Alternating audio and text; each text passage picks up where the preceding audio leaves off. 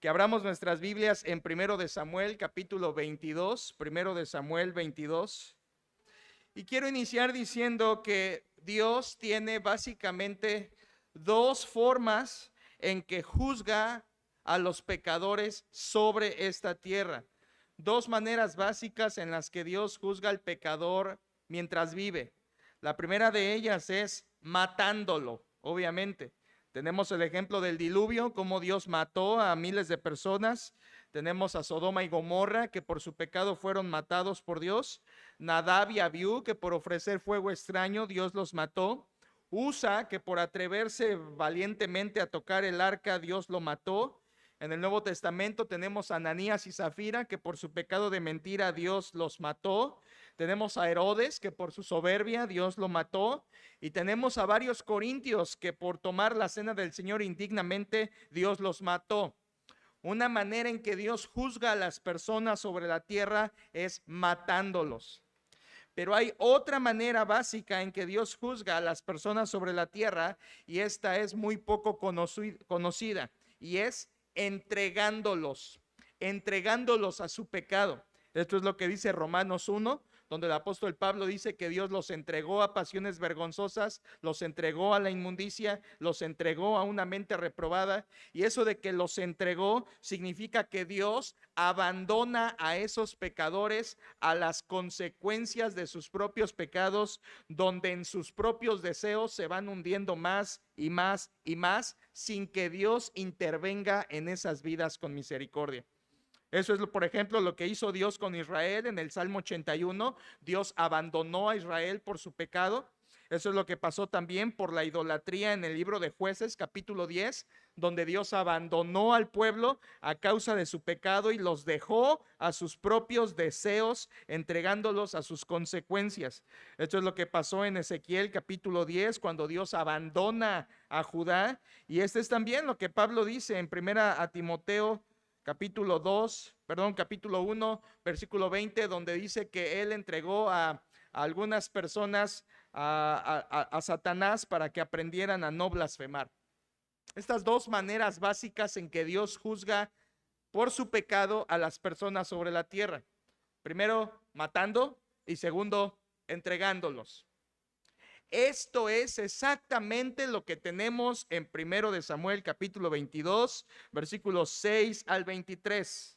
A una persona Dios en este capítulo la entrega a su pecado, y a otras personas Dios las mata por su pecado. Es lo que tenemos en este capítulo. En este capítulo Dios entrega a Saúl a su pecado cada vez más bajo, abandonándolo en sus consecuencias. Y por otro lado, en este capítulo Dios mata a los sacerdotes de la familia de Elí, que recuerdan desde el capítulo 2 y 3, Dios había profetizado juicio para Elí, diciendo que nadie de su familia estaría en el sacerdocio para siempre. Aquí tenemos el cumplimiento de eso. Así que tenemos a Dios en este capítulo juzgando. Es un capítulo de juicio. Dios juzga a unos matándolos, y Dios juzga a otro entregándolo a su pecado. Por eso el título de este mensaje es Juicio Justificado. Juicio justificado. Y deseamos, si el Señor nos lo permite, mostrarles cómo Dios en este capítulo juzgó justamente.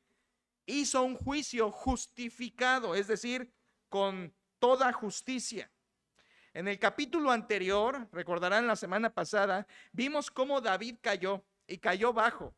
Cayó mintiendo, cayó haciéndose loco, pero finalmente Dios lo restauró, le dio gracia. Y tenemos en el capítulo 21, tenemos a David, aunque cayó, Dios lo levanta.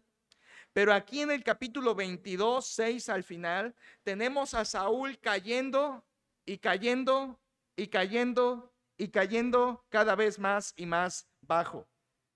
Vamos a dividir este capítulo en dos partes y veremos dos acciones de Saúl que nos advierten contra el juicio de Dios. Esto es lo que vamos a ver, hermanos.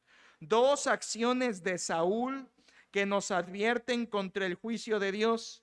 En primer lugar, veremos Saúl el manipulador, versículos 6 al 15. Y en segundo lugar, veremos Saúl el aniquilador, versículos 16 al 23. Saúl el manipulador y Saúl el aniquilador. Es lo que tenemos en este capítulo, hermanos. Así que disfrutemos de la palabra de Dios y por supuesto sea este capítulo no solo de enseñanza e instrucción, sino de confrontación a nuestras vidas cuando veamos lo que este hombre Saúl hizo en su pecado y que sirva de advertencia para nosotros. Vamos a comenzar ahí en capítulo 22, versículo 6, y vamos a empezar con el primer punto: Saúl el manipulador.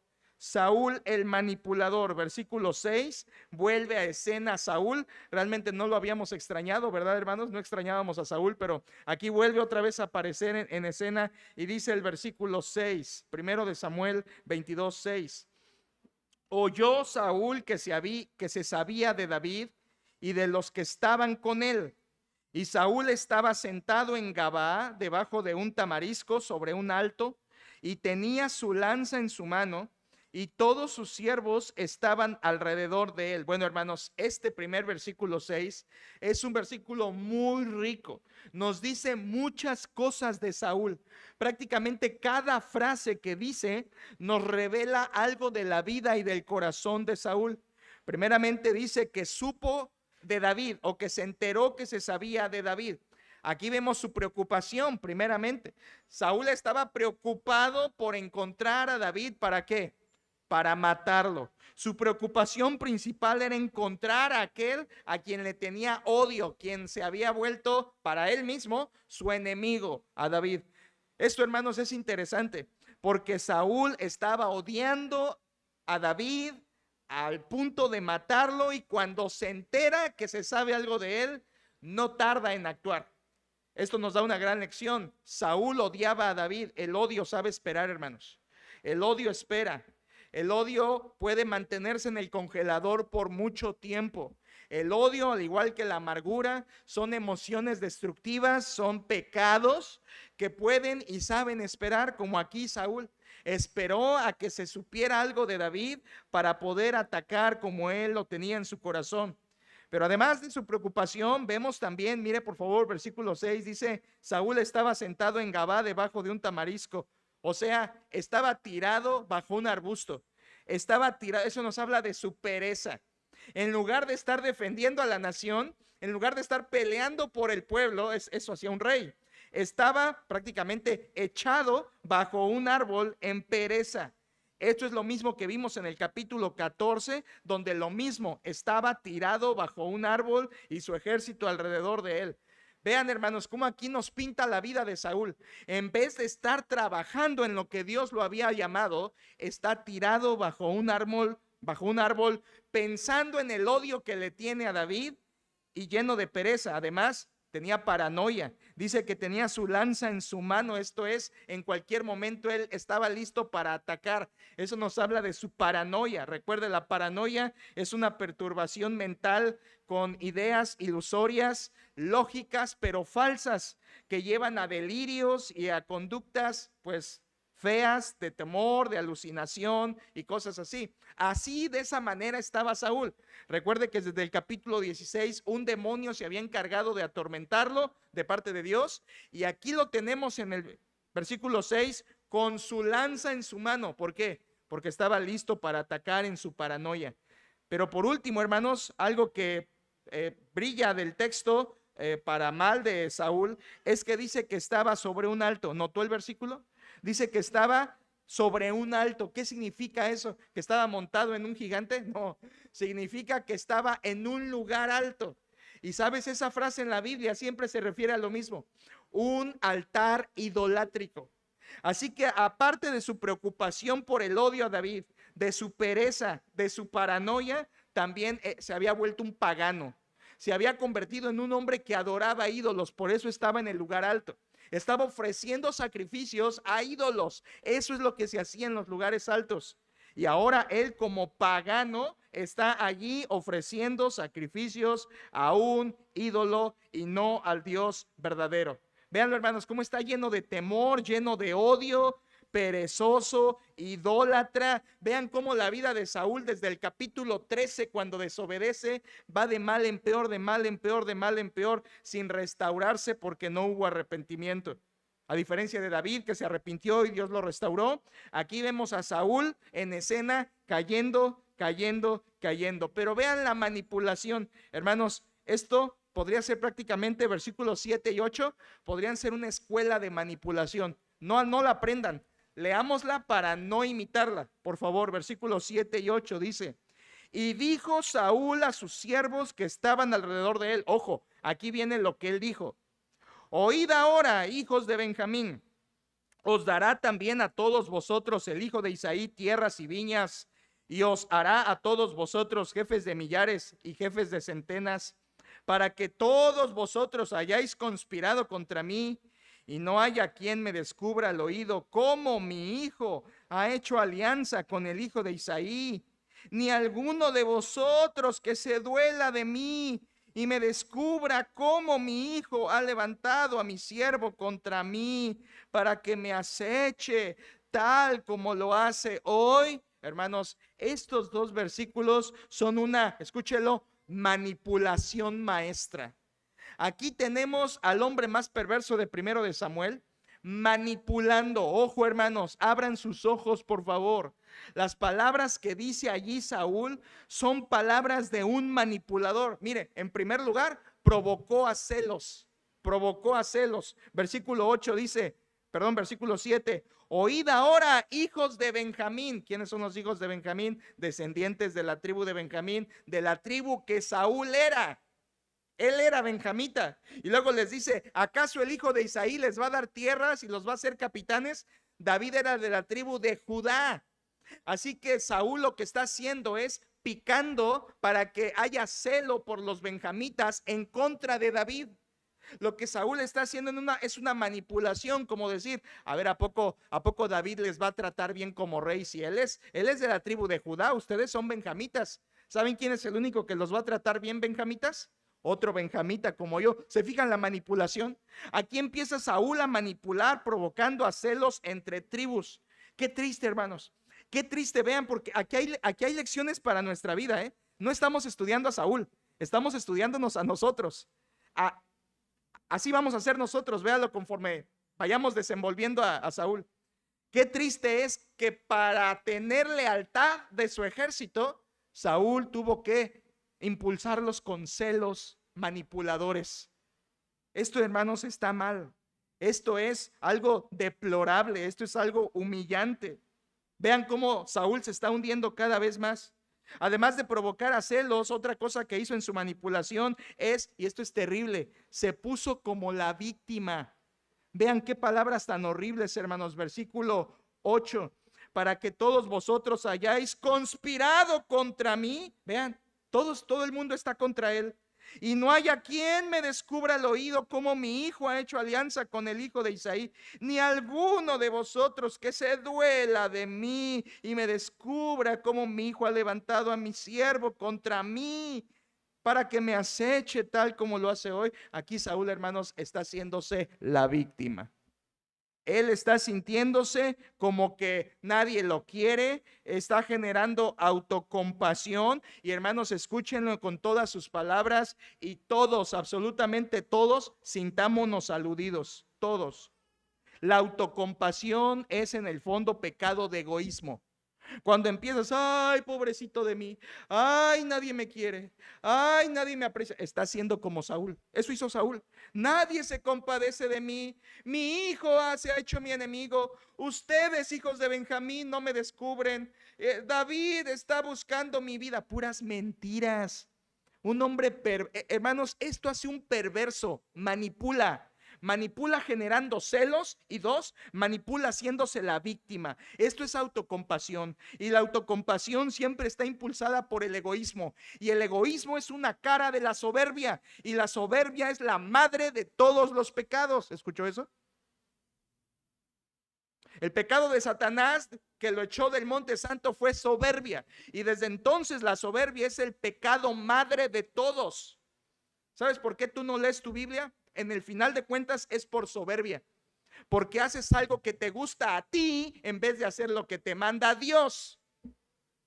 Todo pecado en últimas es por soberbia. Es por soberbia. es porque te importas más tú de lo que te importa la gloria de Dios. Y aquí Saúl está haciendo exactamente eso. Está pensando en él es la víctima. Hermanos, qué triste. Qué triste es esta actitud de Saúl y qué triste es que hoy siguen muchos Saúles por ahí andando. Además de esto, también Saúl calumnió, o sea, hizo una acusación falsa. Versículo 8 al final dice: ¿cómo mi hijo ha levantado a mi siervo contra mí, refiriéndose a David, para que me aceche? A ver, hermanos, pregunta: ¿David estaba acechando a Saúl? ¿David estaba persiguiendo a Saúl? ¿David quería matar a Saúl, hermanos? No, esto es una calumnia. Saúl está diciendo: David me quiere matar, y David está escondido en Adulam, huyendo de Saúl, de la lanza de Saúl. Vean cómo es el perverso manipulador. Vean cómo trabaja la mente manipuladora. Primero provocas a celos, luego te pones como la víctima, luego haces acusaciones falsas. Hermanos, escuchen esto: en el amor del Señor, como su hermano, y si me quiere ver, como su pastor, no cultivemos estos pecados, porque son pecados. No los cultivemos. Ahí tenemos entre esposos: tú nunca me quieres, tú no me quieres, tú quieres más a tu mamá. Es manipulación, hermanos. Tú estás del lado de tus papás, es manipulación. Bájalo de tu mente, compáralo con la Biblia y humíllate ante Dios. Ve que eso es manipular. A mí nadie me quiere, a nadie le importo, nadie le intereso. Hermanos, eso es hacerse la víctima. Y hacerse la víctima es siempre autocompasión. Y compasión siempre es egoísmo. Y egoísmo es una cara de la soberbia. Siempre es pecado. Cuando alguien empieza a decir: pobre de mí, a nadie le importo, siempre me hacen a un lado. Siempre, yo soy el que todos dañan. Yo soy aquí el herido. Yo soy el herido. Cuando alguien piensa así, hermanos, estás en el carril de Saúl. Y Saúl, dice la Biblia, que fue un hombre perverso, incrédulo, desobediente de Dios, rebelde ante Dios, que no hizo lo correcto nunca delante de sus ojos. Nunca se arrepintió. En el amor del Señor, no cultivemos estas actitudes perversas, dañinas. En vez de eso, en vez de hacernos la víctima, en vez de generar celos y mentir para salirnos con la nuestra, mejor cuando venga una dificultad preguntemos: a ver, en vez de hacerme la víctima, ¿cómo contribuí yo a este problema? ¿Qué falta tengo yo? No me voy a poner a ver a los demás. ¿Qué hice mal yo? ¿Cómo contribuí yo a este problema? ¿O cómo puedo ayudar a otras personas? Hermanos, hacerse la víctima, generar celos y calumniar a otros es la forma Saúl de enfrentar las dificultades. Esto está manipulando. No cultivemos esto, hermanos. Así de mal nos vemos como Saúl cuando actuamos manipuladoramente, con soberbia, con egoísmo, pensando en nosotros, en satisfacerme a mí. Era lo que Saúl quería. Versículo 9 y versículo 10 vemos la providencia de Dios. Versículo 9 dice: entonces Doeg, recuerda Doeg, edomita, que era el principal de los siervos de Saúl, respondió y dijo. Vean cómo ningún israelita respondió, sino uno que era Doeg edomita, que respondió y dijo: yo vi al hijo de Isaí que vino a Nob, a Ahimelech, hijo de Ahitob, el cual consultó por él a Jehová y le dio provisiones, y también le dio la espada de Goliat, el filisteo. Hermanos, aquí tenemos lo que sucedió en el capítulo anterior, recuerda, 21:7, donde David, cuando fue a visitar a Ahimelech, efectivamente estaba ahí Doeg, y Doeg vio a David, recuerdan la semana pasada, y Doeg vio que David fue allí con el sacerdote, y entonces Doeg, cuando Saúl manipula, Doeg habla y comienza a decir lo que él le quiso decir al rey. Hermanos, aquí vemos la providencia de Dios. La providencia de Dios es que Él controla todo, que no hay coincidencias. Control divino absoluto. ¿Quién quiso que Doeg estuviera con Ahimelech cuando David estuvo ahí? Dios. ¿Por qué? Porque Dios quería cumplir su voluntad. ¿Cuál era su voluntad? Juzgar a los sacerdotes y juzgar a Saúl. Humanamente hablando, Doeg fue un soplón. Pero providencialmente hablando, fue un instrumento de Dios para cumplir su plan. Aquí, hermanos, recordemos, todo esto que está pasando no se le está escapando a Dios. Todo es parte para cumplir su plan soberano, perfecto, que Él en su voluntad quiere. Aquí Doeg es tan solo un instrumento que Dios, sin ser el autor ni aprobar el pecado de Saúl, sin ser el autor ni aprobar el pecado de Doeg, sin ser el autor ni aprobar el pecado de los sacerdotes o de David, Dios usa o permite todo eso para cumplir su voluntad. Hermanos, con Dios nada es chiripa, con Dios nada es coincidencia. Aquí el que Doeg estuviera allí fue parte del plan de Dios para cumplir lo que Dios quería hacer de juzgar. Así que tengamos conciencia de esto. A veces todavía pensamos en la casualidad, en que los cristianos podemos confiar en eso. De ninguna manera, hermanos. Confiemos en la soberana providencia de Dios y nada más. Aquí tenemos algo más. Recuérdenlo, estamos viendo Saúl el manipulador, comienza manipulando, Doeg habla y la manipulación causa efecto. Versículo 11 dice: y el rey envió por el sacerdote Ahimelech, hijo de Ahitob, y por toda la casa de su padre, los sacerdotes que estaban en Nob, y todos vinieron al rey. Aquí la manipulación de Saúl tuvo efecto, Doeg habló y ahora vienen todos los sacerdotes reunidos. Saúl está consiguiendo su deseo. Versículo 12. Mire por favor lo despectivo de Saúl en sus palabras. Versículo 12. Y Saúl le dijo, esto es al sacerdote Ahimelech: oye ahora, hijo de Ahitob. Qué grosero. Y él dijo, Ahimelech: heme aquí, señor mío. Vean lo despectivo de Saúl, hermanos. No le dice, oye, sacerdote, oye, hijo de Aarón, oye, sumo sacerdote. No, le dice, hijo de Ahitob. Esa es una manera despectiva de referirse a las personas. Recuerdan que unos capítulos atrás, en el 20, Saúl se refirió a David como el hijo de Isaí, hablando de una manera despectiva de él. Aquí tenemos lo mismo, pero haciéndolo contra Ahimelech. Aquí, hermanos, vemos cómo Saúl está en su pecado. Escucha esta palabra: degenerándose, o sea, yendo cada vez peor.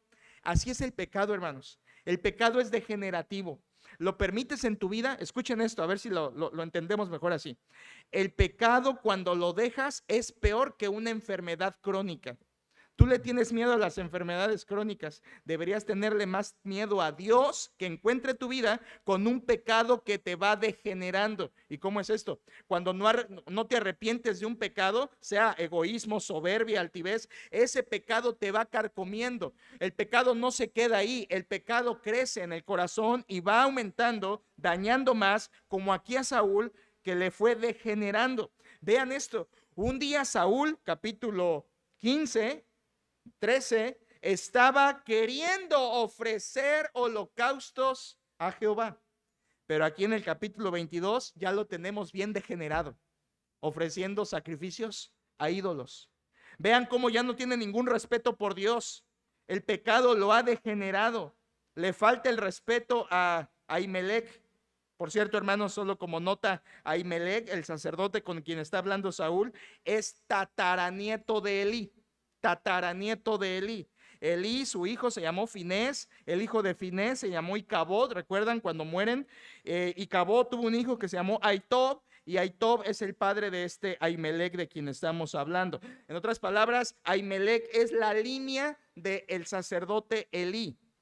Versículo 13, hermanos, vemos cómo Saúl habla perversas palabras, o mejor dicho, manipuladoras palabras. Versículo 13 dice: y le dijo Saúl al sacerdote, vean qué palabrería, hermanos: ¿por qué habéis conspirado contra mí, tú y el hijo de Isaí, cuando le diste pan y espada y consultaste por él a Dios para que se levante contra mí y me acechase como lo hace hoy día? ¿Se fijan la mente perversa de Saúl?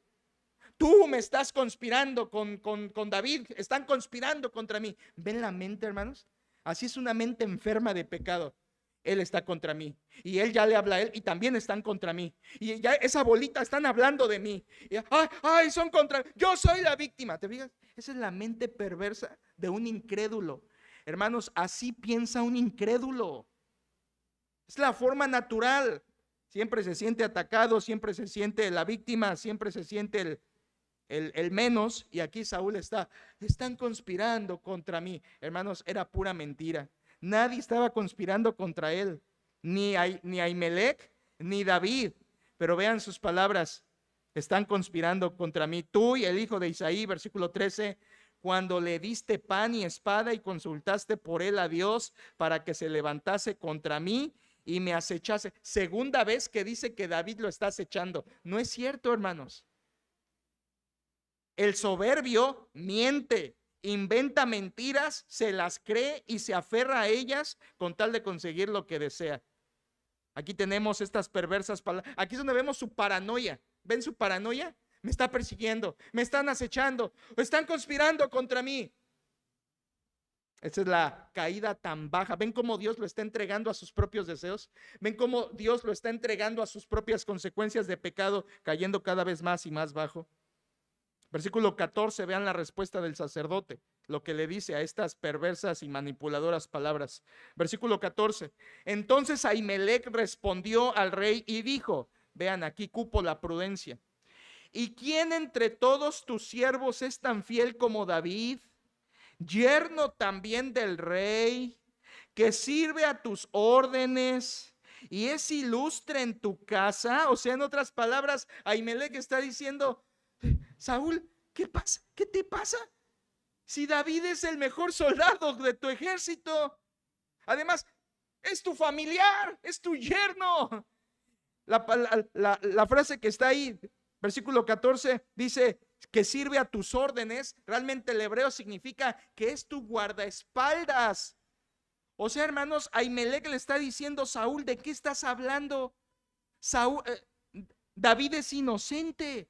David es un siervo fiel, número 1. Número 2, David es tu yerno. Número 3, David es tu guardaespaldas. Y número 4, al final del texto, David es el más ilustre del hebreo honorable. Vean cómo Ahimelech le está dando 4 pruebas de que David no lo está acechando ni persiguiendo. Es como si el sacerdote le estuviera diciendo, rey Saúl, ¿quién en tu casa es más fiel y leal que David?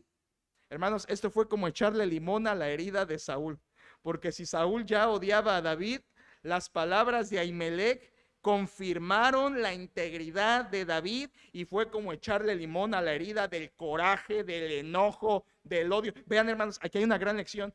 Cuando estás sumido en ese pecado de soy la víctima, nadie me quiere, no me dan lo que quiero, a nadie le importo, cuando estás hundido en ese hueco, alguien te dice la verdad, alguien te habla con la verdad y tú, en vez de que te cause arrepentimiento, te enojas más. Es lo que va a pasar ahorita. Ahimelech le habló con la verdad, rey, Saúl es el mejor de tu ejército, es tu guardaespaldas, es tu yerno.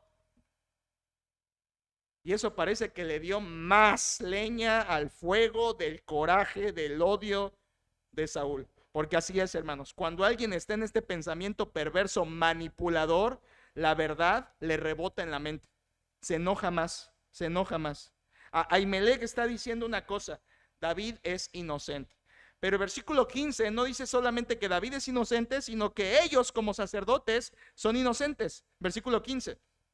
Continúa Ahimelech hablando y dice, he comenzado yo desde hoy a consultar por él, esto es por David, a Dios. Hermanos, esa frase difícil de traducir, pero creo que está muy clara en el contexto. Lo que está diciendo Ahimelech es, rey Saúl, yo nunca consulté a Jehová, a Jehová por David. O sea, lo que Doeg dijo en el versículo 9, hermanos, era mentira. En el capítulo anterior, capítulo 21, se nos dice que David pidió 2 cosas. Número 1, comida, y número 2, espada. Pero nunca dice que consultó a Jehová. Doeg le está poniendo de su cosecha. Le está aumentando Doeg para encender más el odio de Saúl. Por eso aquí el sacerdote dice, ¿desde cuándo he empezado yo a consultar a David? Es como si dijera, Rey, ¿de qué estás hablando? Yo no consulté a Jehová por David. ¿Quién te está engañando? No es cierto. Y vean qué más dice el texto, versículo 15. He comenzado yo desde hoy a consultar por él a Dios. Lejos sea de mí. O sea, yo no hice eso.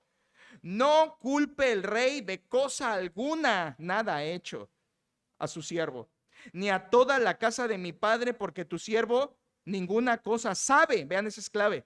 Ninguna cosa sabe de este asunto, grande ni pequeña.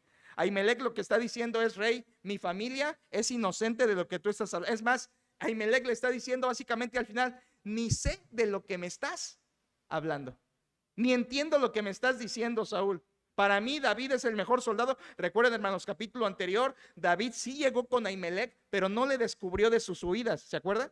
Le mintió, le dijo que lo habían mandado a una misión de parte de Saúl, y entonces Ahimelech realmente no sabía. Él pensaba que David estaba bien con el rey. No había llegado la noticia a ellos. Pero aquí, hermanos, el sacerdote está diciendo: mi familia y yo somos inocentes. No consulté a Jehová, Doeg mintió, mi familia es inocente, no sé nada del asunto. Ahimelech, hermanos, dijo la verdad. Y escuchen esto con su corazón. Aunque Ahimelech le dijo la verdad al rey, cuando alguien está con la mente como Saúl, hermanos, no sirve de nada escuchar la verdad. No sirve de nada. Vamos a ver que él cae bien bajo. Recuerden, estamos viendo dos acciones de Saúl que nos advierten del juicio de Dios. Número uno, vimos Saúl el manipulador, y vimos cómo Saúl manipuló tristemente a sus soldados, a Doeg. Aquí está calumniando al sacerdote. Y ahora, en segundo lugar, versículos 16 al final, veremos Saúl el aniquilador. Y aquí tienes este capítulo. Por un lado, Saúl el manipulador, y por otro lado, Saúl el aniquilador. En el primer punto, Saúl el manipulador, lo vimos cómo Dios lo entrega a su pecado, a la porquería de su lodo. Vemos cómo Saúl cae tan bajo de tener ya una mente reprobada, una mente que no funciona. Y ahora, a partir del versículo 16 al final, veremos cómo Dios juzga matando, no a Saúl, sino a los sacerdotes. Versículo 16 dice: y el rey dijo: sin duda morirás, Ahimelech, tú y toda la casa de tu padre. ¿Lo ven, hermanos? Les dije, alguien cuando está con la mente manipuladora de Saúl, aunque te digan la verdad, lo único que va a hacer es aumentar tu enojo, aumentar tu coraje. ¿Por qué? Porque es un corazón soberbio el de Saúl. Es un corazón perverso. El sacerdote le dice la verdad, versículo 16, y Saúl se enciende. ¿Qué dijo Saúl? Sin duda morirás, Ahimelech. ¿Sabían que esa frase ya la había dicho Saúl antes? Saúl ya la había dicho, pero de su hijo Jonatán.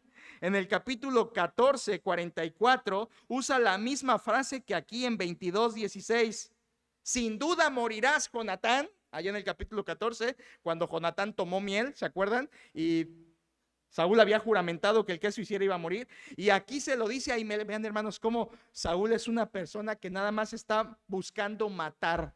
Ahorita vamos a ver que él es prácticamente un sádico, todo por su soberbia. Aquí vemos que él le dice al sacerdote: vas a morir. Hermanos, Ahimelech no merecía morir. Ahimelech no era un cómplice. Ahimelech no había traicionado al rey. Él va a ser juzgado no por lo que hizo con David, sino por la línea de Elí, que estaba ya maldecida por Dios. Pero así es el soberbio, así es Saúl. Inventa mentiras. No, tú me estás haciendo cómplice contra mí, me estás haciendo complot. Así es el soberbio. Inventa mentiras, se aferra a ellas. Hermanos, qué triste. Así nosotros podemos también actuar. Inventamos mentiras, y a veces la gente que nos rodea abona a esas mentiras para que nos las creamos, y entonces nos aferramos a esas mentiras. Si es cierto, esa persona está contra mí. Si es cierto, me odia. Ya le vi su mirada, ya le vi sus gestos. Si es cierto, me odia. Pura mentira. Mentira que permites en tu corazón, mentira que inventas, y que, por cierto, otros alrededor abonan a esa mentira para que suba la espuma de tu furor. Y luego de que te inventas esas mentiras, después lo que haces es te aferras a ellas, las abrazas como si fueran la verdad. No, sí, esa gente me odia, no, esa gente está contra mí, y las abrazas esas mentiras como si fueran verdad. ¿Por qué, hermanos? Porque como Saúl Estás actuando con soberbia. Y el soberbio siempre se inventa mentiras, se aferra a ellas para salirse con la suya. Este es el soberbio. Siempre es así. Aquí tienes en Saúl el cuadro de un soberbio. Hermanos, qué triste. Puedo estar describiendo mi vida, la de usted, la de su esposo, la de su esposa, la de sus hijos, la suya propia, la mía propia. Así actuamos cuando somos soberbios como Saúl. El pecado en Saúl ya le afectó su mente, ya le distorsionó su percepción, ya no reconoce realidad y mentira. A ese grado llega el pecado, hermanos, ¿eh? A ese grado llega el pecado. El pecado llega a pervertir la mente a tal grado que ya no reconoces lo que es verdad y lo que es mentira. Y cuando oyes la verdad, no la crees, te enojas con quien te la dice. Es lo que hizo aquí Saúl. Y no solamente se enojó, versículo 17, lo mandó matar. Versículo 17.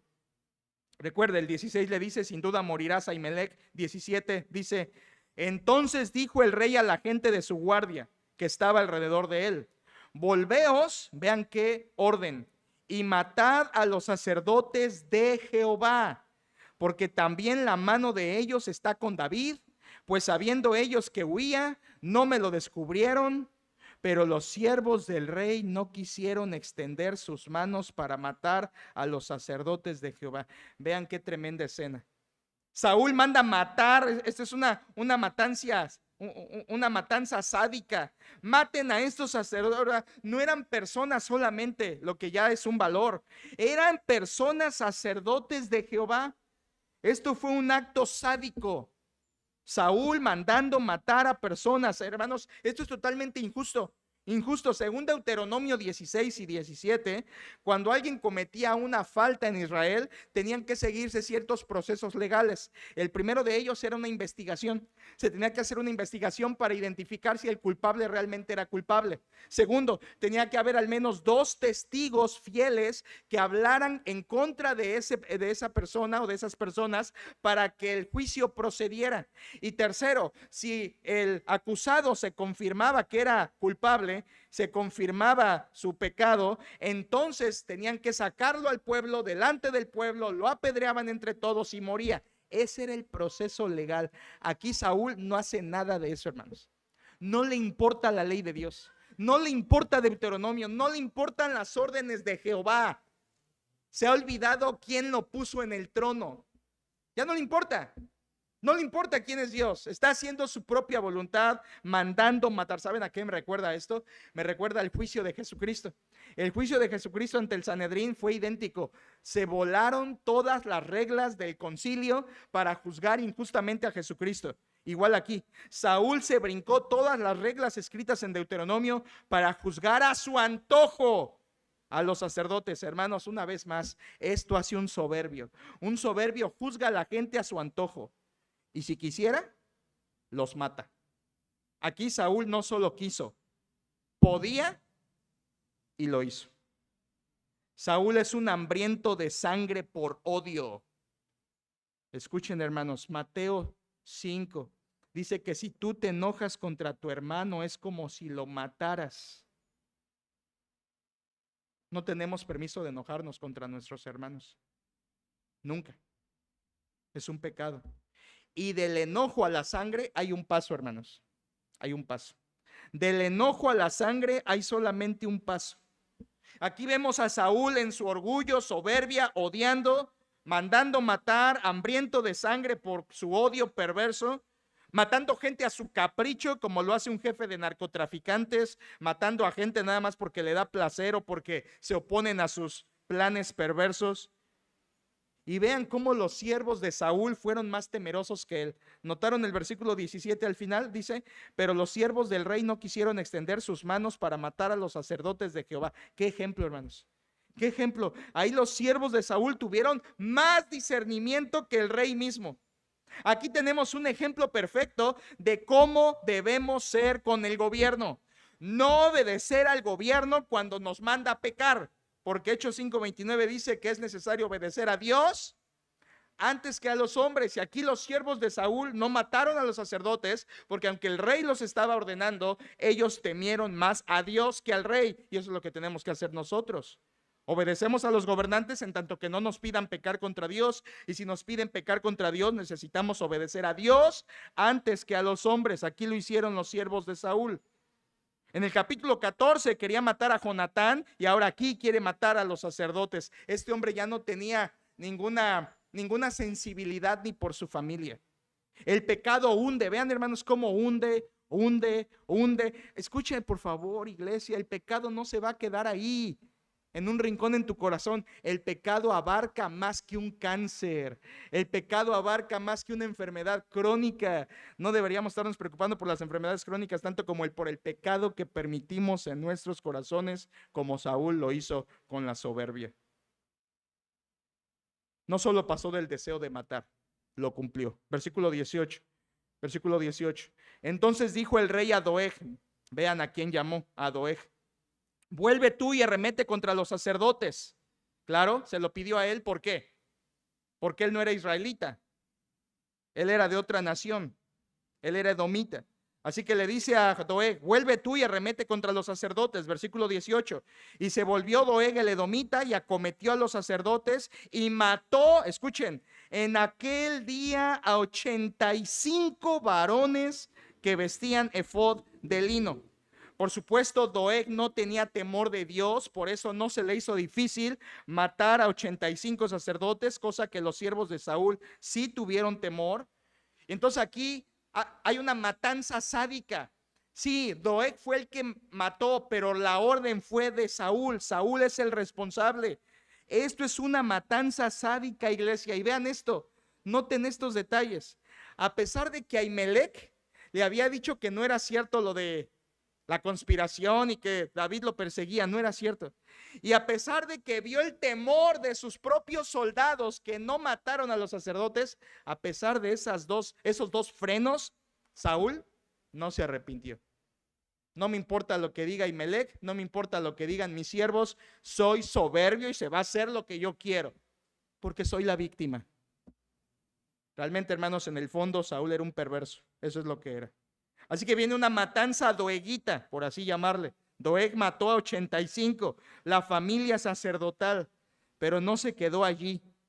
Saúl no se contentó con eso. Versículo 19, no solo hubo una matanza sádica, sino una masacre sádica. Por eso es Saúl el aniquilador. Vean versículo 19, dice: y a Nob es la ciudad de los sacerdotes, hirió a filo de espada. Noten esto, hermanos, va a haber mucho sentido aquí.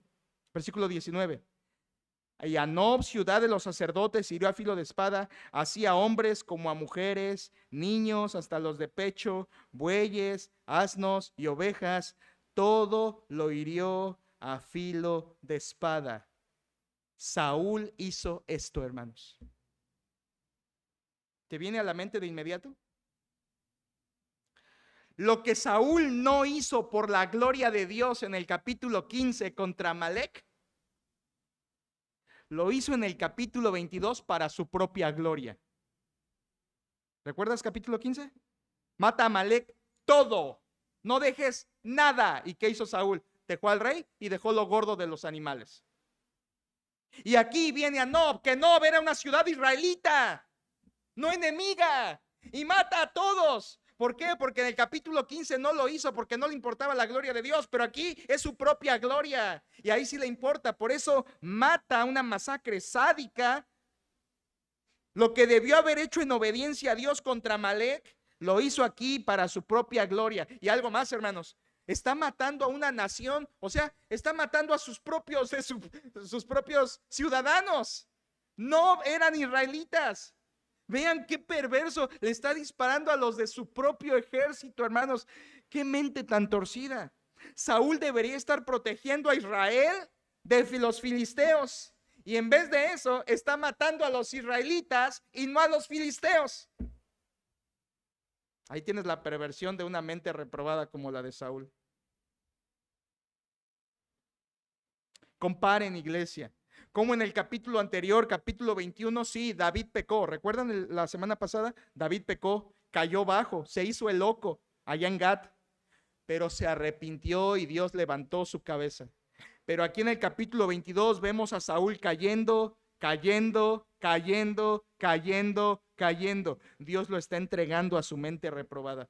Hermanos, qué terrible ver gente así como Saúl. No solamente nosotros en algo nos podemos parecer, sino ver a gobernantes como Saúl, que no se tocan el corazón para mandar a matar ciudades, pueblos, para bombardear naciones, para mandar misiles.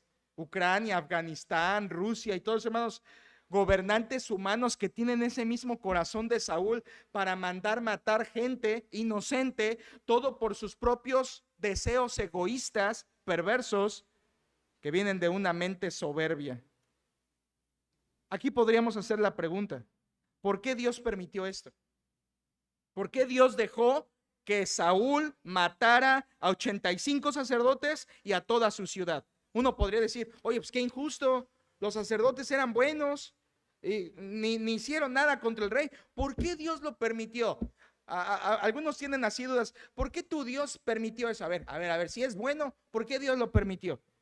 Si Dios supuestamente es amor, a ver, ¿por qué permite cosas como esas ahí en 1 de Samuel 22? Por supuesto, quien pregunta esto con sinceridad se le puede enseñar, pero quien pregunta esto solo con rebeldía, no sirve que le respondas. Pero yo le voy a contestar con la Biblia, porque sé que usted sí quiere entender y conocer la voluntad de Dios. ¿Por qué Dios permitió esto? Básicamente hubo varios propósitos, hermanos, al menos tres razones. Número uno, Dios permitió esa matanza porque, recuérdelo, Dios está juzgando a Israel. 1 de Samuel capítulo 8, danos un rey como tienen las otras naciones, pero ese rey los va a tratar mal. Los va a tratar mal, los va a tratar mal. Danos rey como las otras naciones. Dale rey, dales lo que piden, ¿se acuerdan? Dios está juzgando a la nación que pidió rey a su manera, conforme al mundo. Hermanos, eso hace un gobernante del mundo: mata soberbiamente. Así que por un lado, Dios permitió eso porque está juzgando al pueblo. Número dos, Dios permitió estas matanzas porque Dios, recuérdenlo, capítulo 2 y capítulo 3 del libro, Dios estaba juzgando a la línea de Elí, que por su pecado que no reprendió a sus hijos Ofni y Finés, quienes despreciaron el sacerdocio y las ofrendas de Jehová, Dios dijo: no oficiarán para mí ya más. Y fue el primer mensaje profético que Dios le dio a Samuel en aquella noche en 1 de Samuel 3, cuando Dios llama a Samuel. Esta es la primera profecía que le da: Elí y su línea no serán sacerdotes, morirán. Aquí se está cumpliendo, hermanos, la palabra que dijo Dios en el capítulo 2 y 3, se está cumpliendo aquí en el 22. Por eso Dios lo permitió. Número uno, porque está juzgando a Israel. Número dos, porque está juzgando a la línea de Elí. Ahora, ojo de todo esto: a pesar de que Dios estaba haciendo esas cosas, Saúl es responsable de su propio pecado, ¿de acuerdo? Saúl es responsable. Él hizo mal al matar, y al matar 85 y después destruir una ciudad. Saúl es responsable totalmente de su pecado. Pero Dios, aquí es lo hermoso de Dios, hermanos: Dios, sin ser el autor del pecado y sin aprobar el pecado, lo permite en los pecadores, y a través de eso incluso Dios cumple su voluntad. Qué soberano es Dios, que hace lo que quiere dejándonos a nosotros hacer lo que queremos. Qué potencia de soberanía de nuestro Dios. Cumple lo que Él quiere dejándonos hacer lo que nosotros queremos. Aquí Saúl fue responsable de su pecado, pero Dios estaba cumpliendo propósitos más altos. Pero hay otra razón más, hermanos, por la que Dios permitió esta matanza. Miren versículo 20. Versículo 20 dice: pero uno de los hijos de Ahimelech, hijo de Ahitob, que se llamaba Abiatar, recuerden ese nombre, Abiatar, escapó y huyó tras David. Este es el único sacerdote que vivió. Abiatar, hijo de Ahimelech, va a ser, hermanos, uno de los dos sacerdotes durante el reinado de David, ¿de acuerdo? Para ese momento era un jovencito, y él va a acompañar a David mucho del camino como rey. Y dirán: oye, pero no que Dios juzgó a la familia de Elí y ese quedó, se le escapó uno a Dios. No, hermanos, todo está bajo el plan de Dios. Este Abiatar va a ser destituido por Salomón, y Salomón lo va a aniquilar, y va a cambiar la línea de Elí a Sadoc. Y ahora con Salomón, lo veremos mucho más adelante, con Sadoc seguirá la línea sacerdotal, no por la línea de Elí, sino por la de Sadoc, Dios cumpliendo su palabra. Pero aquí todavía queda uno vivo, Abiatar. Versículo 21 dice: y Abiatar dio aviso a David de cómo Saúl había dado muerte a los sacerdotes de Jehová. Esto es, él escapó, dio aviso, y él va y le comparte a David las malas noticias. Vean, hermanos, versículo 22, aquí vemos otra razón por la que Dios permitió esta terrible matanza de Saúl. Versículo 22.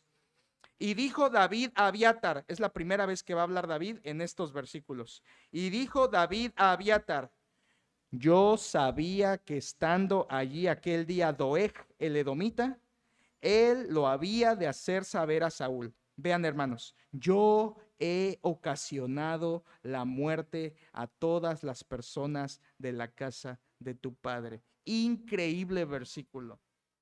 Increíble, hermanos.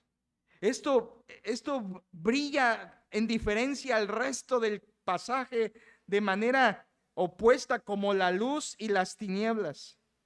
Aquí vemos a David humillándose. Esta muerte de sacerdotes, esta ciudad de Nob ya no existe por mi causa, por mi pecado. Qué tremendo, hermanos. Aquí David no está diciendo: ese Saúl perverso, cómo lo odio. No le está echando la culpa. ¿Se fijan? Saúl fue quien lo hizo, pero David dice: esto es por mi causa. ¿Sabes por qué? Ahí te va. Porque esto hace una persona humilde. El humilde no echa la culpa. El humilde piensa en cómo contribuyó a ese problema. No culpó a Saúl, reconoció su responsabilidad, sabía que tenía parte de esa masacre. ¿Por qué? ¿Recuerdan capítulo anterior? Porque David había desconfiado de Dios y en su desconfianza pecó contra Dios. Por estar ahí en Nob, Dios hizo que Doeg lo viera y que entonces la matanza fuera posible por el odio de Saúl. Hermanos, David está reconociendo: esto es por mi causa. Ahora, sinceramente hablando, no era por su causa, pero él toma la parte que le corresponde. Él es humilde.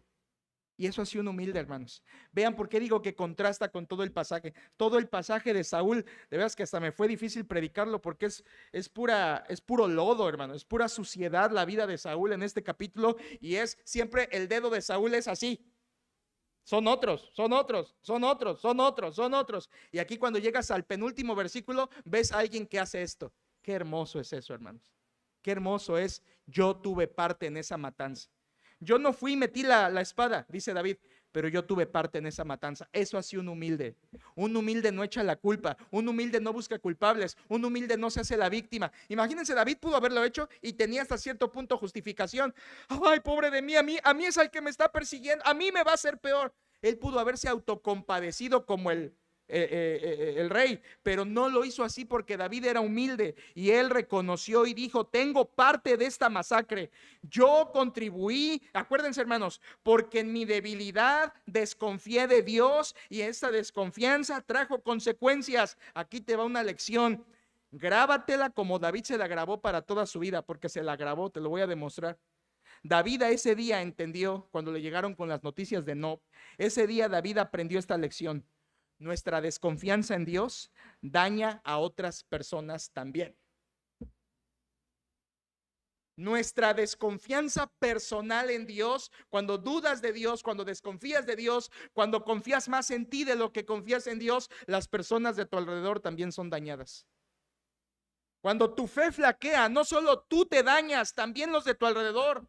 Cuando tú, papá, mamá, no estás firme en Dios, los de tu casa, aunque tú no quieras, aunque digas: no, que no me vean esto, que no me vean enojándome, que no me vean aquello, son afectados, porque la desconfianza en Dios afecta a otros. Y David lo entendió muy bien, que su desconfianza había afectado a todo un pueblo, a una ciudad que era Nob. ¿Sabes por qué digo que aprendió bien esta lección David? Porque cuando en el futuro está la posibilidad de que pase lo mismo, exactamente igual, David actúa diferente. Lo vemos cuando su hijo rebelde se rebela contra su papá. David sale de Jerusalén para evitar una matanza en Jerusalén que su hijo Absalón estaba dispuesto a hacer. David había aprendido: no voy a hacer que mi desconfianza en Dios dañe a otros. No desconfiaré de Dios. Hermanos, tu desconfianza daña a tu familia. Cuando tú desconfías de Dios, otros te ven y son afectados. Sí, tú que te haces la víctima, el mártir y todo esto, cuando desconfías de Dios, estás afectándote a ti y estás afectando a otros. David no olvidó esta lección.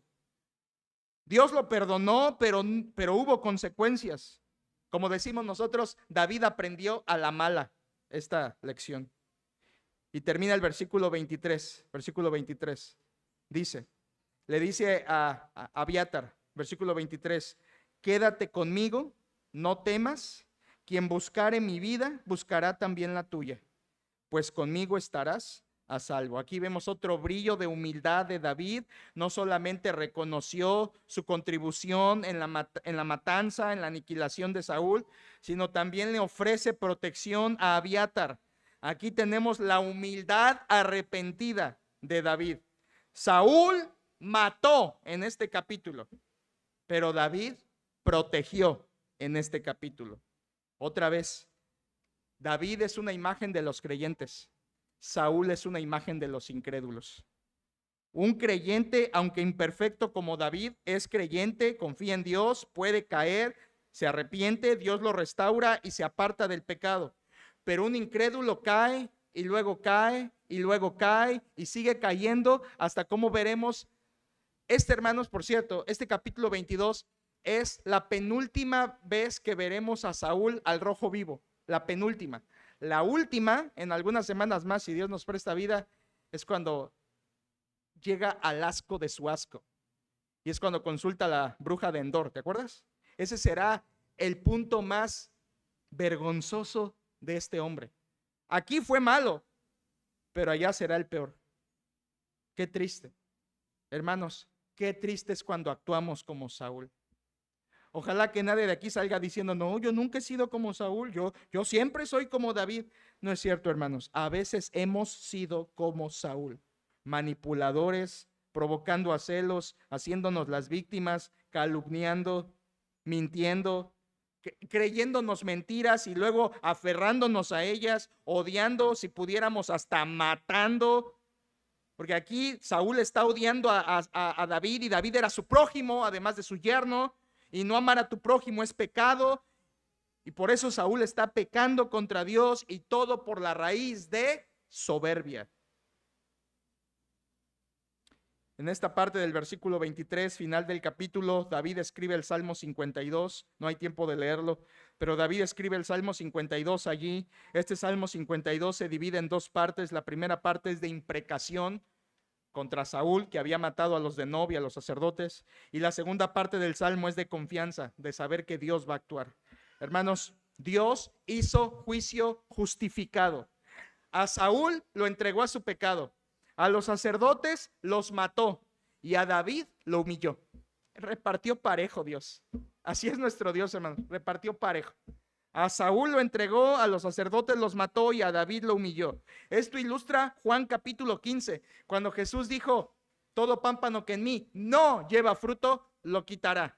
Pero todo pámpano que lleva fruto, lo limpiará para que lleve más fruto. Es lo que hizo aquí. Saúl y los sacerdotes eran pámpanos sin fruto, los quitó. David es un pámpano que sí lleva fruto, lo limpió para que lleve más fruto. Cristiano que estás aquí, humillémonos, confesemos nuestro pecado como David. No desconfiemos de Dios, no seamos como Saúl, no practiquemos la manipulación como Saúl, no seamos hombres, mujeres, esposos, esposas, cristianos, hermanos en la iglesia, manipuladores, haciéndonos las víctimas. No lo seamos. Eso no agrada a Dios, hermanos. Eso, otra vez lo digo, es egoísmo, y el egoísmo es una cara de la soberbia. No practiquemos estas cosas. Seamos humildes como David. Pensemos ¿qué contribución hice yo de la que me debo de arrepentir? En vez de señalar el dedo a otros, señalémonos hacia nosotros mismos y aprendamos de David. Si alguien aquí no es creyente y vive en la vida de Saúl, entonces quiero decirte que tú necesitas arrepentirte de tus pecados y poner tu fe en el Señor Jesucristo. Porque Al que Dios entrega o mata, al final de cuentas, lo condena eternamente en el infierno. Y solamente Jesucristo puede salvar de eso a todo aquel que se arrepiente. Jesucristo puede dar salvación, porque Jesucristo, el hijo de David, hermanos, no pecó. El hijo de David, Jesucristo, no fue humillado por pecado como David, porque Jesús nunca pecó. Jesús no fue humillado por pecado, porque él fue puro. Jesús se humilló a sí mismo, haciéndose obediente hasta la muerte y muerte de cruz. Ese es el Salvador.